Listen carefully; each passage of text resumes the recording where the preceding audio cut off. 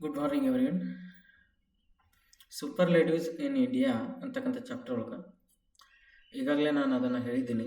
ಅದರಲ್ಲಿ ಯಾವ ರೀತಿಯ ಪ್ರಶ್ನೆಗಳು ಬರ್ತವೆ ಅನ್ನೋದನ್ನು ನಾವು ಇವತ್ತು ನೋಡೋಣ. ಸೊ ಕೆಲವೊಂದಿಷ್ಟು ಪ್ರಶ್ನೆಗಳು ಯಾವ ರೀತಿಯಾಗಿ ಬರ್ತಾವ ಫಸ್ಟ್ ನೋಡ್ರಿ. ಹೌದಾ? ಸೊ ನಿನ್ನೆ ದಿನ ಪ್ರಪಂಚದ ವಿಶೇಷತೆಗಳು ನಾನು ಹೇಳಿದ್ದೀನಿ, ಅದ್ರ ಬಗ್ಗೆ ಯಾವ ರೀತಿ ಪ್ರಶ್ನೆಗಳು ಬರ್ತಾವೆ. ಅದೇ ರೀತಿಯಾಗಿ ಭಾರತದ ವಿಶೇಷತೆಯೊಳಗೆ ಯಾವ ರೀತಿಯಾಗಿ ಪ್ರಶ್ನೆಗಳು ಬರ್ಬೋದು. ಇಲ್ಲಿ ನೋಡ್ರಿ, ಭಾರತದ ಅತಿ ಎತ್ತರದ ಶಿಖರ ಯಾವುದು? ಭಾರತದ ಅತಿ ಎತ್ತರದ ಶಿಖರ ಯಾವುದು? Option A mount Godwin Austen, B Everest, C Anamudi ಆಗಿರ್ತಕ್ಕಂಥದ್ರಿ.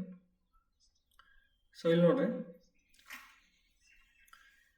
Option A ಭಾರತದ ಅತಿ ಎತ್ತರದ ಶಿಖರ ಗಾಡ್ವಿನ್ ಆಸ್ಟಿನ್ ರೀ, ಇದು ಸರಿಯಾದ ಉತ್ತರ. ಗಾಡ್ವಿನ್ ಆಸ್ಟಿನ್ ಇದು ಸರಿಯಾದ ಉತ್ತರ. ಇದಕ್ಕೆ K2 ಅಂತ ಕರೀತಾರೆ.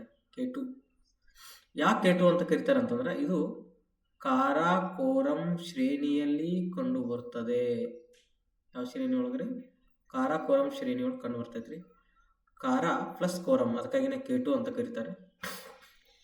ನಂತರದಲ್ಲಿ ಎವರೆಸ್ಟ್ ಅಂದ್ರೆ ಮೌಂಟ್ ಎವರೆಸ್ಟ್ ರೀ. ಇದು ಪ್ರಪಂಚದಲ್ಲಿ ಅತಿ ಎತ್ತರದ ಶಿಖರ. ಹೌದಾ? ಪ್ರಪಂಚದ ಅತಿ ಎತ್ತರದ ಶಿಖರ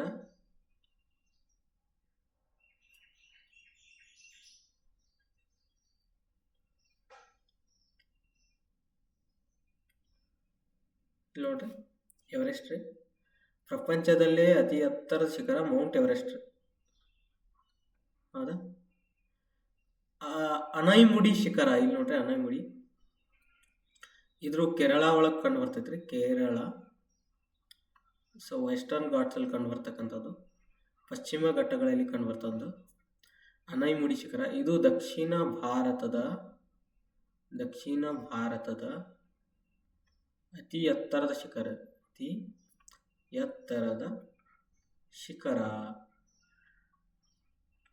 ದಕ್ಷಿಣ ಭಾರತದ ಅತಿ ಎತ್ತರದ ಶಿಖರ ಆಗಿರ್ತಕ್ಕಂಥದ್ದು. K2 ಮೌಂಟ್ ಗಾಡ್ವಿನ್ ಎಸ್ಟಿನ್, ಇದು ಹಿಮಾಲಯ ಶ್ರೇಣಿಯಲ್ಲಿ ಕಂಡು ಬರ್ತದೆ. ಮೌಂಟ್ ಎವರೆಸ್ಟ್ ಪ್ರಪಂಚದ ಅತಿ ಎತ್ತರದ ಶಿಖರ, ಇದು ಸಹಿತ ಹಿಮಾಲಯ ಶ್ರೇಣಿಯಲ್ಲಿ ಕಂಡು ಬರ್ತದೆ. K2 ಮೌಂಟ್ ಗಾಡ್ವಿನ್ ಎಸ್ಟಿನ್ ಹಿಮಾಲಯ ಶ್ರೇಣಿಯಲ್ಲಿ ಕಾರಾಕೋರಂ ಶ್ರೇಣಿಯಲ್ಲಿ ಕಂಡು ಬರ್ತೈತಿ, ಹಿಮಾಲಯದೊಳಗರೆ. ಕೇರಳ, ಇದು ದಕ್ಷಿಣ ಭಾರತದ ಅತಿ ಎತ್ತರದ ಶಿಖರ, ಕೇರಳದಲ್ಲಿ ಬರ್ತಕ್ಕಂಥ ಅನೈಮುಡಿ ಶಿಖರ ರೀ. ಇದು ದಕ್ಷಿಣ ಭಾರತದಲ್ಲಿ ಕೇರಳ ಒಳಗ, ಇದು ಪಶ್ಚಿಮ ಘಟ್ಟಗಳಲ್ಲಿ ಕಂಡು ಬರುತ್ತದೆ. ಪಶ್ಚಿಮ ಘಟ್ಟ ಒಂದನೇದು ಕಾರಾಕೋರಂ ಶ್ರೇಣಿ ರೀ, ಎರಡನೇದು ಹಿಮಾಲಯ ಶ್ರೇಣಿ, ಮೂರನೇದು ಯಾವ್ದ್ರಿ? ಪಶ್ಚಿಮ ಘಟ್ಟ ರೀ. ನಂತರದಲ್ಲಿ ಇಲ್ಲಿ ನೋಡ್ರಿ, ಭಾರತದ ಅತಿ ದೊಡ್ಡ ರಾಜ್ಯ ಯಾವುದು?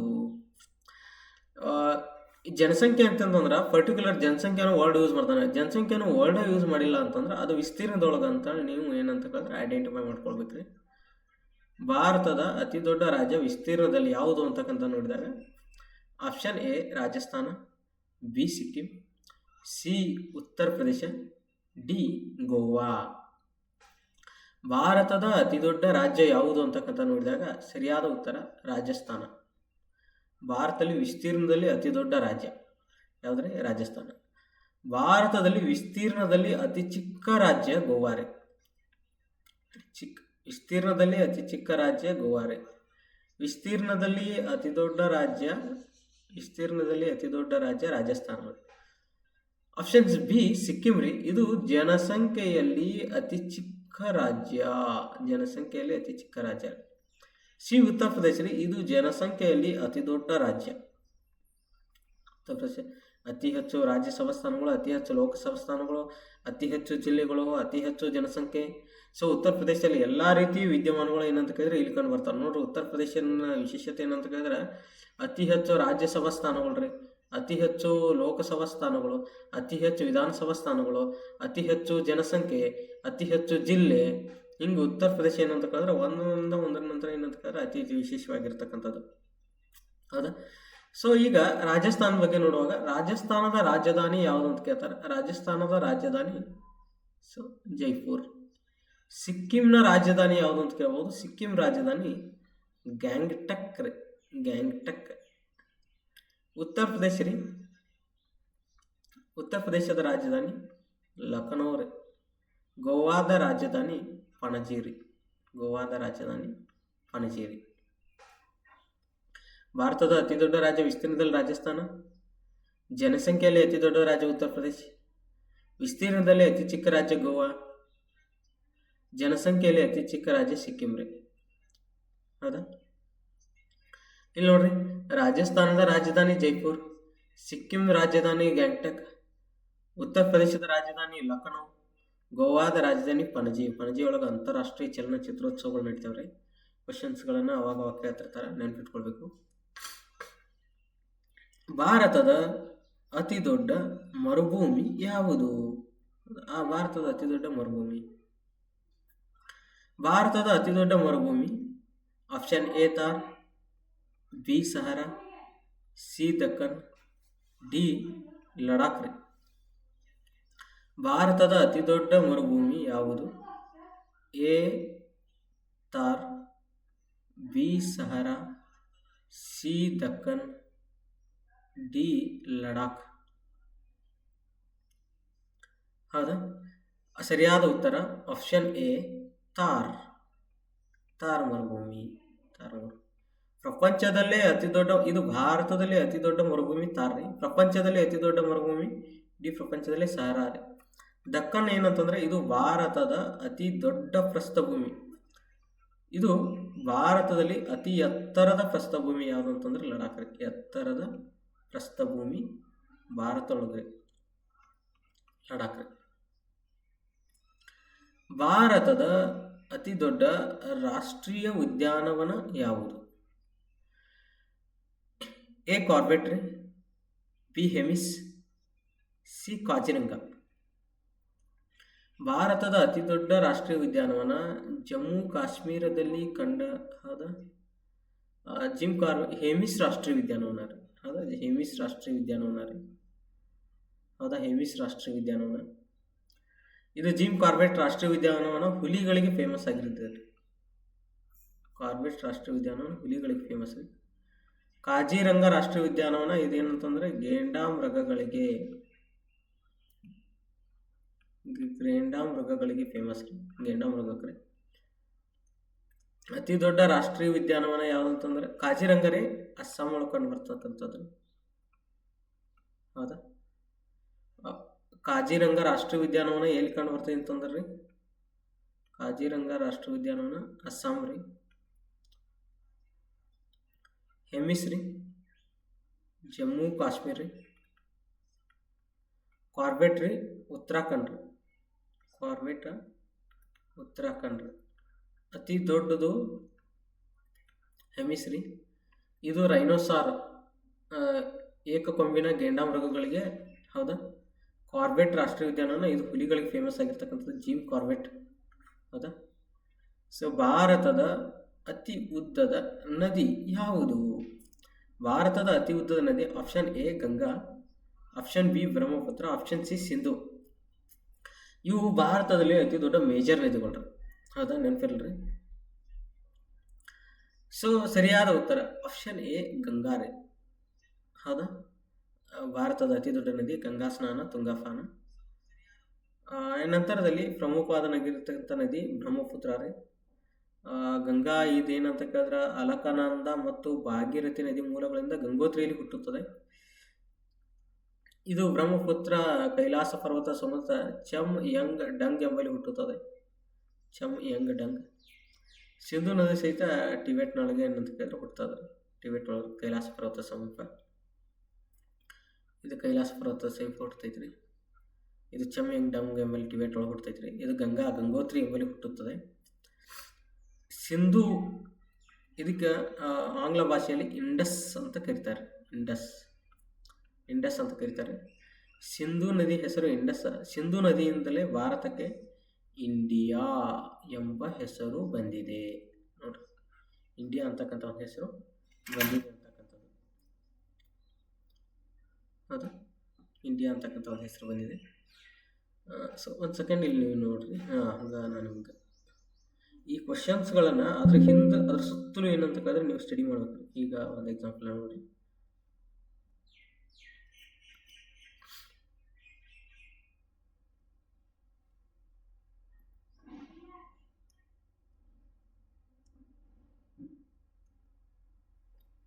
ಈ ಕ್ವಶನ್ಸ್ ಇರ್ತಾವಲ್ಲ, ಇದ್ರ ಸುತ್ತಲೂ ನಾವು ಸ್ಟಡಿ ಮಾಡ್ಬೇಕ್ರಿ ಯಾವಾಗಲೂ. ಹೌದಾ,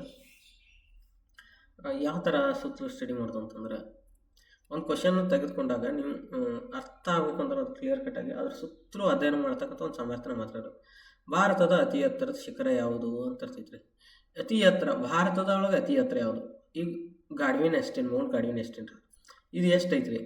8611 ಮೀಟ್ರ್ ಐತ್ರಿ. ಇದು ಎಲ್ಲೈತಿ? ಕಾರಾಕೋರಂ ಶ್ರೇಣಿ ಒಳಗೈತ್ರಿ. ಕಾರಾಕೋರಂ ಎಲ್ಲೈತಿ? ಇದು ಮೇನ್ ಹಿಮಾಲಯ ಶ್ರೇಣಿ ಒಳಗೈತ್ರಿ. ಹೌದಾ, ಹಿಮಾಲಯ ಶ್ರೇಣಿ ಒಳಗೈತ್ರಿ. ಮತ್ತು ಮೌಂಟ್ ಗಾಡ್ವಿನ್ ಎಸ್ಟಿನ್ ಅಂತ ಕರೀತಾರೆ. ಇದಕ್ಕೆ ಏನಂತ ಕೇಳಿದ್ರೆ K2 ಪರ್ವತ ಅಂತಲೂ ಕರೀತಾರೆ. ಹಿಂಗೆ ರೀ. ಈ ಮೌಂಟ್ ಎವರೆಸ್ಟ್ ರೀ. ಎವರೆಸ್ಟ್ ಬಗ್ಗೆ ಓದುವಾಗ ಎವರೆಸ್ಟ್ ಬಗ್ಗೆ ಎಲ್ಲ ಓದ್ಬೇಕು ರೀ. ಓಕೆ, ಮೌಂಟ್ ಎವರೆಸ್ಟ್ ಪ್ರಪಂಚದ ಅತಿ ಎತ್ತರದ ಶಿಖರ ರೀ. ಇದು ಪ್ರಪಂಚ ರೀ, ಇದು ಭಾರತ ರೀ. ಇದ್ರ ಎಷ್ಟು ರೀ? 8848 ಪಾಯಿಂಟ್ ಸಮಥಿಂಗ್ ಐತ್ರಿ. ಹೌದಾ, ಸಮಥಿಂಗ್ ಇರ್ತಕ್ಕಂಥದ್ದು ಪ್ರಪಂಚದ ಅತಿ ಎತ್ತರ ಶಿಖರ. ಇದು ಎವರೆಸ್ಟ್. ಹೌದಾ, ಎವರೆಸ್ಟ್ ಶಿಖರ ಎಲ್ಲಿತ್ರಿ? ಹೌದಾ, ಎವರೆಸ್ಟ್ ಇದು ನೇಪಾಳ ಒಳಗೈತ್ರಿ. 8848 ಪಾಯಿಂಟ್ ಸಮಥಿಂಗ್ ಐತ್ರಿ. ಹೌದಾ, ಸಮಥಿಂಗ್ ಐತ್ರಿ. ಹೌದಾ, ಎವರೆಸ್ಟ್ ನೇಪಾಳ. ಇದನ್ನು ಮೊದಲ ಬಾರಿಗೆ ಏರಿದ ವ್ಯಕ್ತಿ ತೆನ್ಸಿಂಗ್ ಶೆರ್ಪಾ. ಮೊದಲ ಬಾರಿಗೆ ಏರಿದ ಮಹಿಳೆ ಜುಂಕೋ ತಬೈ. ಭಾರತದಲ್ಲಿ ಮೊದಲು ಯಾರು ಏರಿದ್ರಿ ಮಹಿಳೆ? ಬಚೇಂದ್ರಿ ಪಾಲ್. ಪ್ರಪಂಚದಲ್ಲಿ ಮೊಟ್ಟ ಮೊದಲು ಏರಿದವರು ತೆನ್ಸಿಂಗ್ ಶೆರ್ಪಾ. ಪ್ರಪಂಚದಲ್ಲಿ ಮೊದಲು ಏರಿದ ಮಹಿಳೆ ಜುಂಕೋ ತಬೈ ರೀ. ಸೊ ಭಾರತದಲ್ಲಿ ಫಸ್ಟ್ ಏರಿದವ್ರಿ ಬಚೇಂದ್ರಿ ಪಾಲ್. ಹೌದಾ, ಭಾರತದಲ್ಲಿ 2 ಬಾರಿ ಏರಿದ ಮಹಿಳೆ ಸಂತೋಷ್ ಯಾದವ್ ರೀ. ಈ ರೀತಿಯಾಗಿ. ಸೊ ಈಗ ಅನೈಮುಡಿ ಶಿಖರ, ಇದು ಎಲ್ಲೈತ್ರಿ? ಇದೇನು ಇದರ ವಿಶೇಷತೆ? ಇದು ದಕ್ಷಿಣ ಭಾರತದ ಅತಿ ಎತ್ತರದ ಪರ್ವತ. ಇದು ಎಲ್ಲೈತ್ರಿ? ಕೇರಳ ಒಳಗೈತಿ. ಇದು ಎಲ್ಲರ ಕಂಡು ಬರ್ತದೆ? ವೆಸ್ಟರ್ನ್ ಘಾಟ್ಸ್ ಒಳಗೆ ಕಂಡು ಬರ್ತದೆ. ಹಿಂಗೆ ಅದ್ರ ಸುತ್ತಲೂ ಓದ್ಬೇಕ್ರಿ. ಈಗ ಭಾರತದ ಅತಿ ದೊಡ್ಡ ರಾಜ್ಯ ಯಾವುದು ಅಂತ ಕೇಳ್ತಾರೆ ಎಕ್ಸಾಂಪಲ್. ಸುತ್ತಲೂ ಸ್ಟಡಿ ಮಾಡಿದಾಗ ನಮ್ಗೆ ಒಂದು QP ಬಗ್ಗೆ ಜಸ್ಟ್ ಒಂದು ಐಡಿಯಾ ಸಿಗ್ತೈತ್ರಿ. ಅಂದರೆ ನಾಲೆಜ್ ಜಾಸ್ತಿ ಅರ್ನ್ ಆಗ್ತೈತಿ. ಭಾರತದ ಅತಿ ದೊಡ್ಡ ರಾಜ್ಯ ಯಾವುದು ಐತಿಲ್ಲ? ರಾಜಸ್ಥಾನ. ಈ ರಾಜಸ್ಥಾನ ಒಂದು ಸೈಡ್ ತೊಗೊಂಡ್ಬಿಡಿದ್ರಿ. ಓಕೆ, ಏನು ಈ ರಾಜಸ್ಥಾನದ ವಿಶೇಷತೆ ಏನು? ಹೌದಾ, ರಾಜಸ್ಥಾನದ ರಾಜಧಾನಿ ಜೈಪುರ್. ಹೌದಾ, ರಾಜಸ್ಥಾನದಲ್ಲಿ ಅತಿ ಹೆಚ್ಚಾಗಿ ಥಾರ್ ಮರುಭೂಮಿ ಹೆಚ್ಚಾಗಿ ಇಲ್ಲೇ ವಿಸ್ತೀರ್ಣವಾಗಿದ್ದು. ಥಾರ್ ಮರುಭೂಮಿ ಪಂಜಾಬ್, ರಾಜಸ್ಥಾನ ಎಲ್ಲ ಕಡೆ ಐತೆ, ಆದರೆ ಜಾಸ್ತಿ ಇಲ್ಲೇ. ಏನಂತಾರೆ ಇಲ್ಲಿ ಪುಷ್ಕರ ಮೇಳ ನಡೀತೈತೆ ರೀ. ಪುಷ್ಕರ ಜಾತ್ರೆ ಅದು ಒಂಟೆಗಳ ಜಾತ್ರೆ ಆಗಿರ್ತಕ್ಕಂಥದ್ದು. ಹೌದಾ, ಏನಂತಾರೆ ರಾಜಸ್ಥಾನ ಜೈಪುರ ಒಳಗೆ ಏನು ವಿಶೇಷತೆ? ಹೌದಾ, ನಂತರದಲ್ಲಿ ರಾಜಸ್ಥಾನ ನೋಡಿದಾಗ ಇಲ್ಲಿ ಮೌಂಟ್ ಅಬು ಪರ್ವತದಲ್ಲಿ ದಿಲ್ವಾರ ದೇವಾಲಯ ಏನಂತಂದ್ರೆ ಪಾರ್ಶ್ವನಾಥ ದೇವಾಲಯ ಐತ್ರಿ. ಪಾರ್ಶ್ವನಾಥ ದೇವಾಲಯ. ಆ್ಯಂಡ್ ಸಿಕ್ಕಿಂ ಬಗ್ಗೆ ನೋಡ್ರಿ. ಸಿಕ್ಕಿಂ ಏನಂತ ಕೇಳಿದ್ರೆ ಇದರ ರಾಜಧಾನಿ ಗ್ಯಾಂಗ್ಟಕ್. ಅದು ಸಿಕ್ಕಿಂನ ರಾಜಧಾನಿ ಅಂದರೆ ಗ್ಯಾಂಗ್ಟಕ್ ಆಗಿರ್ತಕ್ಕಂಥದ್ದು. ಈಗ ಸಿಕ್ಕಿಂ ಒಳಗೆ ಏನಂತ ಇದು ಈಶಾನ್ಯ ರಾಜ್ಯಗಳಲ್ಲಿ ಒಂದು ರೀ. ಇದು ವಿಶೇಷ ಸಂವಿಧಾನಾತ್ಮಕ ಸ್ಥಾನವನ್ನು ಹೊಂದಿದೆ. ಸೊ ಉತ್ತರ ಪ್ರದೇಶ ಬಗ್ಗೆ ನೋಡಿದಾಗ ಉತ್ತರ ಪ್ರದೇಶದ ರಾಜಧಾನಿ ಲಖನೌ. ಹೌದಾ, ಉತ್ತರ ಪ್ರದೇಶ ರಾಜಧಾನಿ. ಉತ್ತರ ಪ್ರದೇಶ UPನ ಒಂದು ಸೈಡ್ ತೊಗೊಂಡ್ಬಿಟ್ರೆ ಅಂದ್ರೆ ನೀವು ಉತ್ತರ ಪ್ರದೇಶ ರಾಜಧಾನಿ ಅಂದರೆ ಲಖನೌ ಆಗಿರ್ತಕ್ಕಂಥದ್ದು. ಇದು ಹೆಚ್ಚು ಲೋಕಸಭಾ ಸ್ಥಾನ, ರಾಜ್ಯಸಭಾ ಸ್ಥಾನ, ವಿಧಾನಸಭಾ ಸ್ಥಾನ, ಹೆಚ್ಚು ಜಿಲ್ಲೆಗಳು. ಹೌದಾ, ಆ್ಯಂಡ್ ನಂತರದಲ್ಲಿ ಉತ್ತರ ಪ್ರದೇಶ ಬಗ್ಗೆ ನೋಡಿದಾಗ ಉತ್ತರ ಪ್ರದೇಶ ಒಳಗೆ ಆಗ್ರಾ. ಸೊ ಇಲ್ಲೇನಂತಂದ್ರೆ ತಾಜ್ ಮಹಲ್ ಇರ್ತಕ್ಕಂಥದ್ದು. ಉತ್ತರ ಪ್ರದೇಶ ಏನಂತಂದ್ರೆ ಜನಸಂಖ್ಯೆಯಲ್ಲಿ ದೊಡ್ಡ ರಾಜ್ಯ. ಸೊ ಈಗ ಉತ್ತರ ಪ್ರದೇಶ ಒಳಗೆ ಏನು ಹೇಳೋದಲ್ಲ ಅವನ್ನೆಲ್ಲ ನೋಡ್ಕೋಬೇಕು. ನಂತರದಲ್ಲಿ ಗೋವಾ. ಸೊ ಗೋವಾದ ವಿಶೇಷತೆ ಏನು? ಗೋವಾ ಇದು ಪೋರ್ಚುಗೀಸರ ಆಳ್ವಿಕೆಗೆ ಒಳಪಟ್ಟಿತ್ತು. ಇದರ ರಾಜಧಾನಿ ಪಣಜಿ. ಇದು ಪೋರ್ಚುಗೀಸರ ಆಳ್ವಿಕೆಗೆ ಒಳಪಟ್ಟಿತ್ತು. ಇದರ ರಾಜಧಾನಿ ಪಣಜಿ. ಪಣಜಿಯಲ್ಲಿ ಅಂತಾರಾಷ್ಟ್ರೀಯ ಚಲನಚಿತ್ರೋತ್ಸವ ನಡೆಯುತ್ತದೆ. ಗೋವಾದ ವಾಸ್ಕೋದಲ್ಲಿ ಪೋರ್ಚುಗೀಸ್ ಭಾರತವನ್ನು ಮೊದಲ ಬಾರಿಗೆ ಕಂಡು ಹಿಡಿದ ವ್ಯಕ್ತಿ ವಾಸ್ಕೋಡಿ ಗಾಮ. ಹೌದಲ್ಲ, ಅವು ಸಮಾಧಿ ಐತ್ರಿ. ಹೌದಾ, ಇಲ್ಲಿ ಹೌದಾ, ಇಲ್ಲಿ ಯುರೋಪಿಯನ್ ಶೈಲಿಯ ಚರ್ಚ್ಗಳು ಸಾಕಷ್ಟು ಏನಂತ ಕಂಡು ಬರ್ತಾವ. ಹೀಗೆ ನಂತರದಲ್ಲಿ ಭಾರತದ ಅತಿ ದೊಡ್ಡ ಮರುಭೂಮಿ ಯಾವುದು? ಭಾರತದ ಅತಿ ದೊಡ್ಡ ಮರುಭೂಮಿ ಥಾರ್ ಮರುಭೂಮಿ, ಸಾರಾ ಮರುಭೂಮಿ, ದಕ್ಕನ್ ರೈ, ಲಡಾಖ್. ಇದ್ರ ಬಗ್ಗೆ ಎಲ್ಲ ಏನಂತ ಕೇಳಿದ್ರೆ ಸ್ವಲ್ಪ ನೋಡಿ ಥಾರ್ ಅಂತ ಸಪ್ರೇಟ್ ಕೊಟ್ಬಿಟ್ರೆ ನೀವು ಹಂಗೆ ಕ್ವಶನ್ ಪೇಪರ್ ಸುತ್ತು ಕೊಟ್ಟು ಸ್ಟಡಿ ಮಾಡಿದಾಗ ಒಂದು ಐಡಿಯಾ ಬರ್ತೈತೆ ರೀ. ಫುಲ್ ಅದ್ರ ರೌಂಡ್ ಆಫ್ ಎಲ್ಲ ನೀವು ಅದ್ರ ಬಗ್ಗೆ ಎಲ್ಲ ಪ್ರತಿಯೊಂದು ಆಪ್ಷನ್ ಬಗ್ಗೆ ನೀವು ನೋಡ್ಕೊಳ್ಬೇಕು ರೀ. ಥಾರ್ ಮರುಭೂಮಿ ಇದೆಲ್ಲ ಇದೈತೆ ರೀ, ಗುಜರಾತ್ ರೀ, ರಾಜಸ್ಥಾನ್, ಪಂಜಾಬ್, ಹರಿಯಾಣದಲ್ಲಿ ಕಂಡು ಬರ್ತೈತೆ. ಥಾರ್ ಮರುಭೂಮಿ ಒಳಗೆ ಫ್ಲಾಯಾ ಅಂತ ಸರೋವರಗಳು ಕಂಡು ಬರ್ತಾವೆ ರೀ. ಇವು ಉಪ್ಪು ನೀರಿನ ಸರೋವರ, ಉಪ್ಪು ನೀರಿನ ಇರ್ತಾರೆ. ಅಲ್ಲಲ್ಲಿ ಒಯಾಸಿಸ್ ಅಂತಕ್ಕಂಥವು ಕಂಡು ಬರ್ತಾವೆ. ಇವು ಸಿಹಿ ನೀರಿನ ಸರೋವರಗಳು, ಸಿಹಿ ನೀರಿನ ಸರೋವರಗಳು. ಹೌದಾ, ಮರುಭೂಮಿಯ ಹಡಗು ಒಂಟೆ, ಮರುಭೂಮಿಯ ಹಡಗು ಅಂತ ಕರೀತಾರೆ ಥಾರ್ ಮರುಭೂಮಿ. ಈ ರಾಜಸ್ಥಾನದಲ್ಲಿ ಏನಂತ ಕೇಳಿದ್ರೆ ಅತಿ ಹೆಚ್ಚು ರೋಯ್ಲಿ ಅಂತಕ್ಕಂಥದ್ದು ಅತಿ ಕಡಿಮೆ ಮಳೆ ಆಕೈತಿ ಇಲ್ಲಿ. ರೋಯ್ಲಿ, ರಾಜಸ್ಥಾನ ರೋಯ್ಲಿ ಒಳಗೆ ಬರೀ 8 ಸೆಂಟಿಮೀಟರ್ ಮಳೆ ಆಕೈತಿ. ರಾಜಸ್ಥಾನದ ರೋಯ್ಲಿ ಒಳಗೆ ಬರೀ ಏನಂತ ಕೇಳಿದ್ರೆ 8 ಸೆಂಟಿಮೀಟರ್ ಮಳೆ ಆಕೈತಿ. ಹೌದಾ, ರಾಜಸ್ಥಾನದ ಬಿಕಾನೇರ್ ಒಳಗೆ ಕಂಡು ಬರ್ತೈತೆ ರೀ.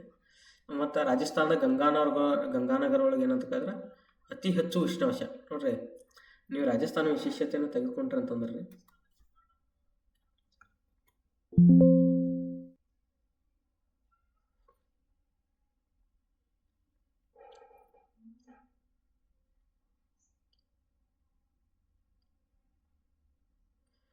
ನೀವು ರಾಜಸ್ಥಾನ ಅಂದರೆ ಒಂದು ರಾಜ್ಯ ಒಂದು ಏನೋ ಒಂದು ಆಪ್ಷನ್ ಇರ್ತೈತೆ ರೀ. ಆಪ್ಷನ್ ಸುತ್ತು ಕೊಟ್ಟು ಓದ್ಬೇಕು ರೀ. ಅಂದಾಗ ನಿಮ್ಗೆ ಏನಂತ ಕೇಳಿದ್ರೆ ಲೈಟ್ ಐಡಿಯಾ ಸಿಗ್ತೈತೆ ರೀ. ರಾಜಸ್ಥಾನ ಗಂಗಾನಗರ ಅತಿ ಹೆಚ್ಚು ಉಷ್ಣಾಂಶ ದಾಖಲಾಗುವ ಸ್ಥಳ ರೀ. ಅತಿ ಹೆಚ್ಚು ಬಿಸಿಲು ಇಲ್ಲೇ ರೀ, ಉಷ್ಣಾಂಶ ದಾಖಲಾಗುವ ಸ್ಥಳ ರೀ. ಹೌದಾ, ಇಲ್ಲಿ ಫ್ಲಾಯಾ ಸರೋವರಗಳು, ಒಯಾಸಿಸ್ಗಳು ಕಂಡು ಬರ್ತಾವೆ ರೀ. ಇಲ್ಲಿ ರೂಲಿ ರೀ, ಅತಿ ಕಡಿಮೆ ಮಳೆ ಆಗ್ತೈತೆ ರೀ, ಕಡಿಮೆ ಮಳೆ. ಹೌದಾ, ಪುಷ್ಕರ ಮೇಳ ಆಕೈತೆ ರೀ, ಪುಷ್ಕರ ಮೇಳ, ಒಂಟೆ ಜಾತ್ರೆ. ಜೈಪುರ ಒಳಗೆ ಜೈಪುರ ಅರಮನೆ ಭಾಳ ಫೇಮಸ್ ಆಗಿರ್ತಕ್ಕಂಥದ್ದು ರೀ. ಜೈಪುರ ಅರಮನೆನ ಜೈಪುರನ್ನು ಪಿಂಕ್ ಸಿಟಿ ಅಂತ ಕರೀತಾರೆ. ಪಿಂಕ್ ಸಿಟಿ ಅತಿ ಹೆಚ್ಚು ವಿಸ್ತೀರ್ಣ ರೀ ರಾಜಸ್ಥಾನ, ಅತಿ ಹೆಚ್ಚು ವಿಸ್ತೀರ್ಣ. ಹೌದಾ, ಈ ರೀತಿಯಾಗಿರ್ತಕ್ಕಂಥ ಪ್ರಶ್ನೆಗಳು ಏನಂತ ಕಂಡು ಬರ್ತಾರೆ. ಸಹರಾಯಲ್ಲಿ ಕಂಡು ಬರ್ತಾಯಿದ್ರಿ. ಹೌದಾ, ಆಫ್ರಿಕಾ ಒಳಗೆ ಕಂಡು ಬರ್ತದೆ ಅತಿ ದೊಡ್ಡ ಮರುಭೂಮಿ. ದಕ್ಕನ್ ಬಗ್ಗೆ ರೀ. ಹೌದಾ, ದಕ್ಕನ್ ಪ್ರಸ್ಥಭೂಮಿ. ದಕ್ಕನ್ ಪ್ರಸ್ಥಭೂಮಿ ಎಲ್ಲೆಲ್ಲಿ ವಿಸ್ತಾರವಾಗೈತೆ? ದಕ್ಷಿಣ ಭಾರತ ಒಳಗೆ. ಹೌದಾ, ಎಲ್ಲೆಲ್ಲಿ? ಕರ್ನಾಟಕ, ಆಂಧ್ರ ಪ್ರದೇಶ, ಮಧ್ಯಪ್ರದೇಶ. ಹೌದಾ, ಸೊ ತೆಲಂಗಾಣ ಎಲ್ಲ ಕಡೆನೂ ಐತೆ ರೀ. ಅವು ಯಾವ ರಾಜ್ಯಗಳು ಅಂತ? ಲಡಾಖ್ ರೀ. ಲಡಾಖ್ ಏನಂತ ಕೇಳಿದ್ರೆ ಇದು ಈ ಸದ ಅತಿ ದೊಡ್ಡ ಕೇಂದ್ರಾಡಳಿತ ಪ್ರದೇಶ ರೀ. ಅತಿ ದೊಡ್ಡ ಕೇಂದ್ರಾಡಳಿತ ಪ್ರದೇಶ. ಅತಿ ಎತ್ತರದಲ್ಲಿರೋ ಯುದ್ಧ ವಿಮಾನ ನಿಲ್ದಾಣ ಇಲ್ಲಿ ಐತೆ ರೀ. ವಿಮಾನ ನಿಲ್ದಾಣ. ಹೌದಾ, ಅತಿ ಎತ್ತರದ ವಿಮಾನ ನಿಲ್ದಾಣ. ಅತಿ ಎತ್ತರದ ರೋಡ್ ರೀ ಲಡಾಖ್ ಒಳಗೈತೆ ರೀ. ಹೌದಾ, ಈ ಲಡಾಖ್ ಪ್ರಸ್ಥಭೂಮಿಯನ್ನು ಏನಂತ ಕರಿತಂದ್ರೆ ಭಾರತದ ಮೇಲ್ಛಾವಣಿ ಅಂತ ಕರೀತಾರೆ. ಮೇಲ್ಛಾವಣಿ ಅಂತ ಕರೀತಾರೆ. ಭಾರತದ ಅತಿ ದೊಡ್ಡ ರಾಷ್ಟ್ರೀಯ ಉದ್ಯಾನವನ ಯಾವುದು ರೀ? ಕಾರ್ಬೆಟ್ ರಾಷ್ಟ್ರೀಯ ಉದ್ಯಾನವನ. ಇದು ಎಲ್ಲಿತ್ತು ರೀ? ಉತ್ತರಾಖಂಡ. ಅಲ್ಲ, ಇಲ್ಲಿ ಜಿಮ್ ಕಾರ್ಬೆಟ್ ಅಂತಕ್ಕಂಥ ವ್ಯಕ್ತಿ ಇದ್ದ. ಸೊ ಅವನಿಂದಾಗಿ ಜಿಮ್ ಕಾರ್ಬೆಟ್ ಅಂತಕ್ಕಂಥ ಹೆಸರು ಬಂತು. ಹೆಮಿಸ್ ರೀ, ಈ ಜಮ್ಮು ಕಾಶ್ಮೀರ ಕಂಡು ಬರ್ತೈತೆ ರೀ. ಹೌದಾ, ಇದೇನಂತ ಕೇಳಿದ್ರೆ ಅತಿ ದೊಡ್ಡ ರಾಷ್ಟ್ರೀಯ ಉದ್ಯಾನವನ ರೀ ಕಾಜಿರಂಗ. ಹೌದಾ, ಇದು ಅಸ್ಸಾಂ ಒಳಗೆ ಕಂಡು ಬರ್ತೈತೆ ರೀ. ಸೊ ಅಸ್ಸಾಂ ಒಳಗೆ ಕಂಡು ಬರ್ತದೆ. ಇದು ಏಕಕೊಂಬಿನ ಏನು ರೀ ರೈನೋಸಾರ್ಗೆ ಫೇಮಸ್ ಆಗಿರ್ತಕ್ಕಂಥದ್ದು. ರೈನೋಸಾರ್ ಇದು ಏನಂತಂದ್ರೆ ಯುನೆಸ್ಕೋ ಪಾರಂಪರಿಕ ಪಟ್ಟಿಗೆ ಸೇರಿರ್ತಕ್ಕಂಥ ರಾಷ್ಟ್ರೀಯ ಉದ್ಯಾನವನ, ನ್ಯಾಷನಲ್ ಪಾರ್ಕ್ ಆಗಿರ್ತಕ್ಕಂಥದ್ದು ರೀ. ಭಾರತದ ಅತಿ ಉದ್ದವಾದ ನದಿ ಯಾವುದು? ಹೌದಾ, ಗಂಗಾ ನದಿ. ಸೊ ಗಂಗಾ ನದಿಯನ್ನು ನೋಡಿದಾಗ ಯಾವ್ಯಾವ ರಾಜ್ಯಗಳಲ್ಲಿ ಹರಿಯುತ್ತದೆ? ಗಂಗಾ ನದಿಯ ಅತಿ ದೊಡ್ಡ ಉಪನದಿ ಸೊ ಯಮುನಾ ನದಿ, ಅಥವಾ ಇಡೀ ಭಾರತದಲ್ಲಿ ಅತಿ ದೊಡ್ಡ ಉಪನದಿ ಆಗಿರ್ತಕ್ಕಂಥದ್ದು. ಈ ನದಿಗೆ ಫರಕ್ಕಾ ಎಂಬ ಅಣೆಕಟ್ಟನ್ನು ಕಟ್ಟ್ಯಾರ. ಸೊ ಬ್ರಹ್ಮಪುತ್ರ ನದಿ ರೀ. ಸೊ ಇದು ಸಹಿತ ಚೆಮ್ಮೆಂಗ್ಡಂಗ್ ಎಂಬಲ್ಲಿ ಹುಟ್ಟುತ್ತದೆ. ಹೌದಾ, ಸೊ ಗಂಗಾ ಬ್ರಹ್ಮಪುತ್ರ ಎರಡು ಏನಂತ ಕೇಳಿದ್ರೆ ಮುಂದೊಂದು ಕಡೆ ಏನಂತ ಹೇಳಿದ್ರೆ ದಿವಿ ಬಿಂದು ಅನ್ನುವಂಥ ಗುಲುಂಡು ಅಂತಕ್ಕಂಥ ಒಂದು ಸಮೀಪ ದಿವಿ ಬಿಂದು ಅನ್ನೋಲ್ಲಿ ಹೋಗಿ ಸೇರ್ತವೆ ಎರಡೂ. ಹೌದಾ, ಸೊ ಬ್ರಹ್ಮಪುತ್ರ ನದಿಗೆ ಏನಂತ ಕೇಳಿದ್ರೆ ಮಜುಲಿ ಅಂತಕ್ಕಂಥ ಒಂದು ದ್ವೀಪ ಇದೆ. ಇದು ಭಾರತದ ಅತಿ ದೊಡ್ಡ ಅಥವಾ ಪ್ರಪಂಚದ ಅತಿ ದೊಡ್ಡ ದ್ವೀಪ ಜಿಲ್ಲೆ. ಸೊ ಸಿಂಧು ನದಿ ರೀ, ಇದಕ್ಕೆ ಇಂಡಸ್ ಅಂತ ಕರೀತಾರೆ. ಇಂಡಸ್ ಅಂತಕ್ಕಂಥ ಹೆಸರಿಂದ ಕರೀತಾರೆ. ಅದಕ್ಕಾಗಿ ಭಾರತಕ್ಕೆ ಇಂಡಿಯಾ ಅಂತಕ್ಕಂಥ ಹೆಸರು ಬಂತು. ಹೌದಾ? ಸಿಂಧು ನದಿಗೆ 5 ಉಪನದಿಗಳು ಕಂಡು ಬರ್ತಾವ. ರಾವಿ, ವಿಯಾಸ, ಸಟ್ಲೇಜ, ಚೀನಾಬ, ಹೌದಾ, ಜೇಲಮ್ಮ ಅಂತಕ್ಕಂಥ 5 ಉಪನದಿಗಳು ಕಂಡು ಬರ್ತಾವ. ಇವೆಲ್ಲವೂ ಏನಂತ ಕೇಳಿದ್ರೆ ಪಂಜಾಬ್ ಒಳಗೆ ದಾಟಿ ಹೋಗ್ತಾವೆ. ಅದಕ್ಕೆ ಪಂಜಾಬನ್ನು ಏನಂತ ಕರೀತಾರೆ? ಪಂಚ ನದಿಗಳ ನಾಡು ಅಂತ ಕರೀತಾರೆ. ಪಂಚ ನದಿಗಳ ನಾಡು ಅಂತ ಕರೀತಾರೆ. 5 ಏನಂತ ಕೇಳಿದ್ರೆ ಕಂಡು ಬರ್ತಾವ. ಹಿಂಗೇನಂತ ಕೇಳಿದ್ರೆ ಒಂದು ಕ್ವಶನ್ ಪೇಪರ್ ಸುತ್ತು ಕೊಟ್ಟಲು ನೀವು ಸ್ಟಡಿ ಮಾಡಬೇಕು. ಈಗ 4 ಆಪ್ಷನ್ ಇರ್ತಾವಲ್ಲ, 4 ಆಪ್ಷನ್ ಸುತ್ತು ಕೊಟ್ಟು ನೀವು ಸ್ಟಡಿ ಮಾಡಿದಾಗ ಏನಂತಂದ್ರೆ ಒಂದು ಕ್ವಶನ್ ಪೇಪರ್ ಬಗ್ಗೆ ನಿಮ್ಮ ಒಂದು ಕ್ಲಿಯರ್ ಐಡಿಯಾ ಸಿಗುತ್ತೆ. ಸೊ ಐಡಿಯಾ ಮೂಲಕ ನೀವು ಏನಂತ ಕೇಳಿದ್ರೆ ಯಾವುದೇ ಕ್ವಶನ್ ಪೇಪರ್ ನೀವು SSC ಕ್ವಶನ್ ಪೇಪರ್ ಕಲೆಕ್ಟ್ ಮಾಡ್ತಾರಲ್ಲ, ಆ ಕಲೆಕ್ಟ್ ಮಾಡಿದಾಗ ಎಲ್ಲ ಆಪ್ಷನ್ಸ್ಗಳ ಬಗ್ಗೆನೂ ನೀವು ನೋಡ್ಬೇಕ್ರಿ. ಸೊ ಈ ಆಪ್ಷನ್ ಬಿಡಬಾರ್ದು, ಆ ಆಪ್ಷನ್ ಬಿಡಬಾರ್ದು, ಯಾವ ಆಪ್ಷನ್ಗಳನ್ನ ಏನಂತ ಕೇಳಿದ್ರೆ ನೀವು ಬಿಡಬಾರ್ದು ಅಂತಕ್ಕಂಥದ್ದು. ಅಂದಾಗ ಮೊದಲು ನಾವು ಕ್ವಶನ್ ಪೇಪರನ್ನು ಡೀಪಾಗಿ ಸ್ಟಡಿ ಮಾಡಿದರೆ ಸೊ ಏನಂತ ಕೇಳಿದ್ರೆ 50% ನಾವು ಎಕ್ಸಾಮ್ ಒಳಗೆ ಸಕ್ಸಸ್ ಆದಾಗೆ ಓದೋದು ಸೆಕೆಂಡ್ರಿ. ಹೌದಾ? ಸೊ ಇದು ನೆನಪಿರಲಿ. ಮುಂದಿನ ಕ್ಲಾಸನ್ನು ನಾನು ನೆಕ್ಸ್ಟ್ ಒಂದು